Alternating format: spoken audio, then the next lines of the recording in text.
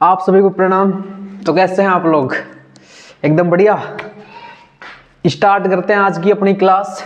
और इस क्लास में अपन पढ़ने वाले हैं आज एग्जैक्ट डिफरेंशियल इक्वेशन, यथार्थ अवकल समीकरण। अपन पढ़ रहे हैं डिफरेंशियल इक्वेशन यानी कि अवकल समीकरण के जर्नल सॉल्यूशन निकालने के मेथड्स, व्यापक हल निकालने की विधियां। उसी में से एक ये है एग्जैक्ट डिफरेंशियल इक्वेशन, यथार्थ अवकल समीकरण। तो कैसी होती है यथार्थ अवकल समीकरण, क्या इसका व्यापक रूप होता है और क्या यथार्थ अवकल समीकरण होने की कंडीशन होती है, क्या इसकी नेसेसरी कंडीशन होती है, प्रतिबंध होता है, ठीक है। और फिर कैसे इसके सॉल्यूशन को, जर्नल सॉल्यूशन को निकाला जाता है, वो सब इस क्लास में अपन पढ़ेंगे। तो सबसे पहले देखते हैं यथार्थ अवकल समीकरण, ठीक है। एग्जैक्ट डिफरेंशियल इक्वेशन का जो व्यापक रूप होता है, जर्नल फॉर्म होता है, वो किस प्रकार का होता है। यदि कोई equation m dx plus n dy इस प्रकार लिखी हो, यहाँ पे m कुछ भी हो सकता है, x और y का टर्म हो सकता है, n भी x y टर्म हो सकता है, लेकिन यहाँ पे ध्यान रखना, यहाँ m के साथ dx मिलेगा, प्लस माइनस हो सकता है यहाँ पे, और n dy मिलेगा, इज इक्वल टू क्या होगा अपने पास 0, ठीक है। इस प्रकार का होता है इसका व्यापक रूप। अभी यथार्थ नहीं है ये। यथार्थ होने के लिए अगला जो कंसेप्ट है वो क्या है, यथार्थ अवकल समीकरण होने के लिए आवश्यक प्रतिबंध, necessary condition for exact differential equation. यहां पे जो m दे रखा है, m का y के रेस्पेक्ट में पार्शियल डिफरेंशिएशन करेंगे, आंशिक अवकलन करेंगे, और n का करेंगे x के रेस्पेक्ट में। फिर से रिपीट कर रहा हूं, m का y के रेस्पेक्ट में पार्शियल डिफरेंशिएशन, आंशिक अवकलन, और n का करना है x के रेस्पेक्ट में, x के सापेक्ष आंशिक अवकलन। अगर इन दोनों का मान बराबर आ जाता है, इन दोनों का मान बराबर आ जाता है, तो वो हो जाती है यथार्थ अवकल समीकरण, एग्जैक्ट डिफरेंशियल इक्वेशन, ठीक है। कोई भी अपने को डिफरेंशियल इक्वेशन दी ऐसे इस फॉर्म में, अपन m del m upon del y निकालेंगे, del n upon del x निकालेंगे। अगर उन दोनों की वैल्यू बराबर है तो यथार्थ अवकल समीकरण है। फिर निकालते हैं उसका व्यापक हल, व्यापक हल निकालने की विधि, यथार्थ अवकल समीकरण के व्यापक हल निकालने की विधि, method of finding out the general solution. तो ये 4 तरीके से निकलता है, इनमें 4 स्टेप है, तरीके नहीं 4 स्टेप है, 4 चरण है इसके व्यापक हल को निकालने के लिए। फर्स्ट क्या है, अपने को फर्स्ट में निकालना होता है uxy। uxy का मतलब है अपने को समाकलन करना है m का, किसके रेस्पेक्ट में, dx के रेस्पेक्ट में, ठीक है। uxy का मतलब फर्स्ट स्टेप uxy निकालना है, uxy का मतलब समाकलन करना है m का dx के रेस्पेक्ट में, ठीक है। सेकंड, यहां पे जो वैल्यू आएगी इसका समाकलन करने के बाद उसका y के रेस्पेक्ट में आंशिक अवकलन करना है। जैसे स्टेप फर्स्ट कंप्लीट करेंगे, सेकंड में क्या करना है, uxy का y के रेस्पेक्ट में आंशिक अवकलन, लेकिन कि यहां जो वैल्यू आएगी उसका आंशिक अवकलन कर देंगे y के रेस्पेक्ट में, ठीक है।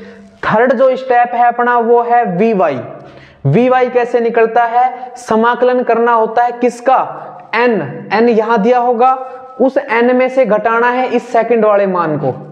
सेकंड जो वैल्यू आएगी, सेकंड स्टेप में जो अपनी वैल्यू आएगी, जो मान आएगा उसको n में से घटा के और फिर उसका कर देना है समाकलन dy के रेस्पेक्ट में, ठीक है।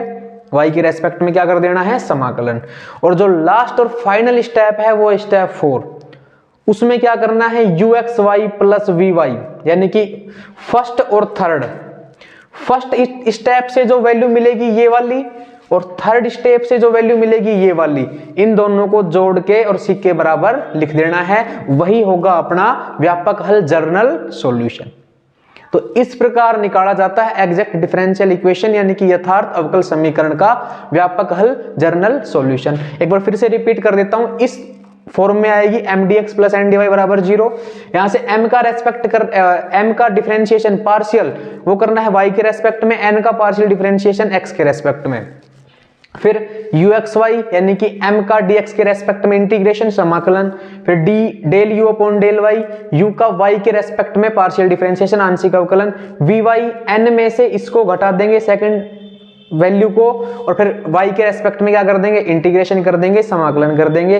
और फाइनल स्टेप क्या है, फर्स्ट से और थर्ड से जो वैल्यू आएगी उन दोनों को जोड़ के c के बराबर इज इक्वल टू रख देंगे c, और वही होगा अपना जर्नल सॉल्यूशन, व्यापक हल यथार्थ अवकल समीकरण का, ठीक है। ये है अपनी एग्जैक्ट डिफरेंशियल इक्वेशन। अब इसके ऊपर करते हैं एग्जांपल्स ताकि आपको अच्छे से समझ में आ जाए।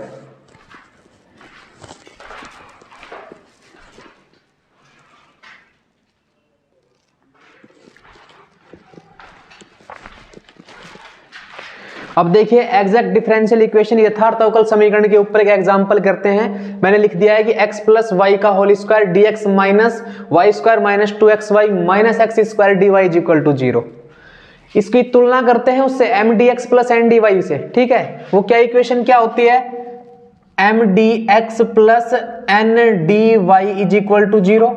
यहां dx dx dy है ना, तो यहां से m की वैल्यू क्या हो जाएगी बताओ, m की वैल्यू हो जाएगी x प्लस वाई का होल स्क्वायर, होगी कि नहीं होगी। इसी प्रकार यहाँ n की वैल्यू क्या हो जाएगी, यहाँ प्लस है यहाँ माइनस है तो ये माइनस आ जाएगा, Y square minus 2xy minus X square. इसको अंदर मल्टीप्लाई कर दो माइनस को, तो ये minus Y square plus 2xy plus X square, ये मिल गया। ठीक है, ये m की वैल्यू आ गई, ये n की वैल्यू आ गई, इससे जब कंपैरिजन किया तो। अब क्या बताया था मैंने, m का y के रेस्पेक्ट में आंशिक अवकलन पार्शियल डिफरेंशिएशन, n का x के रेस्पेक्ट में। करते हैं m का करेंगे y के रेस्पेक्ट में, यानी कि del m upon del y करना पार्शियली है। और जब आंशिक अवकलन करते हैं, पार्शियल डिफरेंशिएशन करते हैं, तो जिस वेरिएबल के रेस्पेक्ट में करते हैं, जिस चर के सापेक्ष अपन आंशिक अवकलन करते हैं, उसके अलावा सबको कांस्टेंट मान लिया जाता है, अचर मान लिया जाता है। तो y के रेस्पेक्ट में करते हैं तो x क्या हो जाएगा, कांस्टेंट। तो पहले पावर का करेंगे, पावर आगे आ जाएगी, ये हो जाएगा x प्लस वाई, y का x के रेस्पेक्ट में 0, x का y के रेस्पेक्ट में 0 सॉरी, और y का y के रेस्पेक्ट में 1। तो ये मिल गया अपने को del m upon del y, क्या मिला 2 ब्रैकेट x प्लस y। ठीक है, अब क्या करेंगे, del n upon del x, n का किसके रेस्पेक्ट में करना है, x के रेस्पेक्ट में, तो x के रेस्पेक्ट में कर रहे हैं, y का क्या हो जाएगा 0। ठीक है, यहां से x का 2 और y क्या हो जाएंगे कांस्टेंट, किसके रेस्पेक्ट में कर रहे हैं x के, तो 2y बाहर और x का 1 प्लस एक्स स्क्वायर का क्या हो जाएगा 2x। आगे देखेंगे तो क्या हो जाएगा, इसको यहां से 2 कॉमन आ जाएगा, क्या मिलेगा 2 ब्रैकेट x प्लस वाई।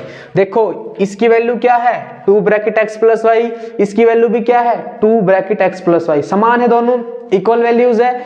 यानी कि अपन कह सकते हैं यहाँ पे क्या कि del m upon del y is equal to क्या है, del n upon del x, है कि नहीं, ये है। यहां तक समझ में आ गया, क्लियर है यहां तक। Del m upon del y is equal to क्या आ गया, del n upon del x। अब अपन क्या लिखेंगे यहां पे कि दी गई अवकल समीकरण, दी गई अवकल समीकरण यथार्थ अवकल समीकरण है।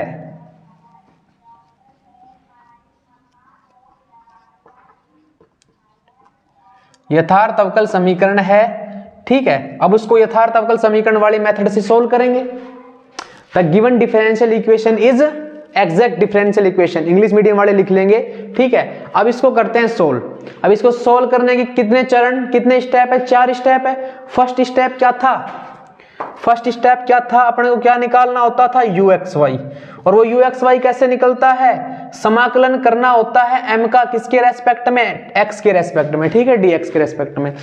आ रही बात समझ में। अब देखो करें समाकलन, m की वैल्यू बोलो क्या है, x प्लस वाई का होल स्क्वायर, यहाँ पे क्या dx, y कांस्टेंट है, y कांस्टेंट है। ठीक है, तो x प्लस वाई, तो क्या हो जाएगा इसका समाकलन, एक पावर ऊपर जोड़ दो और एक जोड़ के नीचे उसका क्या लगा दो, भाग लगा दो, 2 और 1 3 और नीचे 3, 2 प्लस 1 होगा ना, नीचे भी 2 प्लस 1 होगा। ठीक है, तो uxy की वैल्यू क्या आई, x प्लस वाई का होल क्यूब अपॉन 3।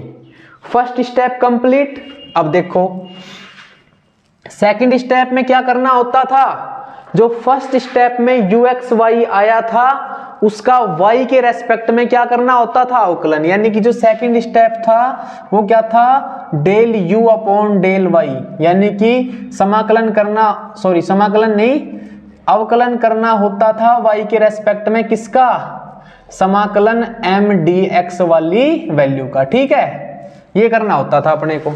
करें तो देखो यहां पे del u upon del y, अवकलन किसका करना है, x प्लस वाई का होल क्यूब बाई 3, इसका करना है ना, तो 1/3 बाहर आ गया, 3 अवकलन करेंगे तो 3 आगे x प्लस वाई का होल स्क्वायर, 3 माइनस 1 क्या 2 बच गया, और y के रेस्पेक्ट में 1 और x का 0, तो x वाला टर्म तो हट ही जाएगा, उसको तो नेगलेक्ट कर दो, तो ये 3 से 3 कट गया।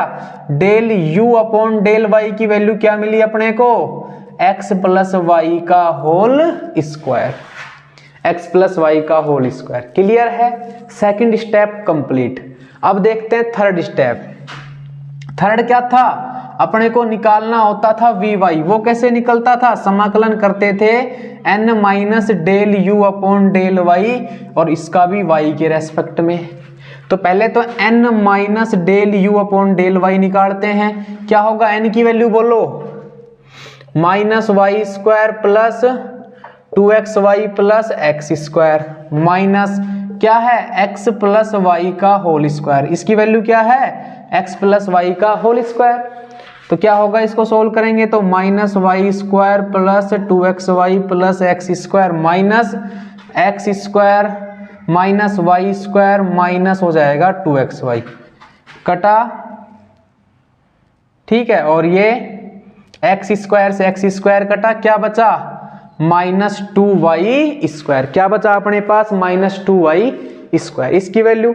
अब इसका क्या करना है, समाकलन, समाकलन करेंगे तो समाकलन माइनस 2 बार y स्क्वायर का क्या हो जाएगा y स्क्वायर dy, तो माइनस 2y क्यूब बाई 3, तो ये हो गया माइनस 2/3y क्यूब, यानी कि vy की वैल्यू क्या मिली ये, ठीक है। अब जो लास्ट एंड फाइनल स्टेप था वो क्या था अपना फोर्थ, उसमें क्या करना होता था uxy प्लस क्या करते थे vy, और इज इक्वल टू c क्या है, कांस्टेंट है, स्वेच्छ चर है, ठीक है।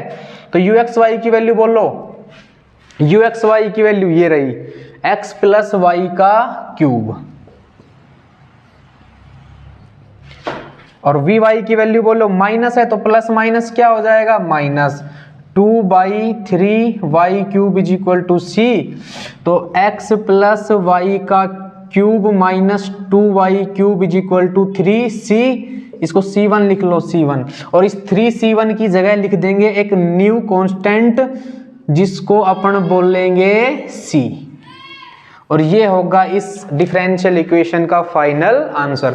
3c1 की जगह न्यू कांस्टेंट लिख देंगे c, ठीक है, ये इसका फाइनल आंसर होगा। देखिए ये था अपना एग्जैक्ट डिफरेंशियल इक्वेशन के ऊपर एक एग्जांपल, ठीक है।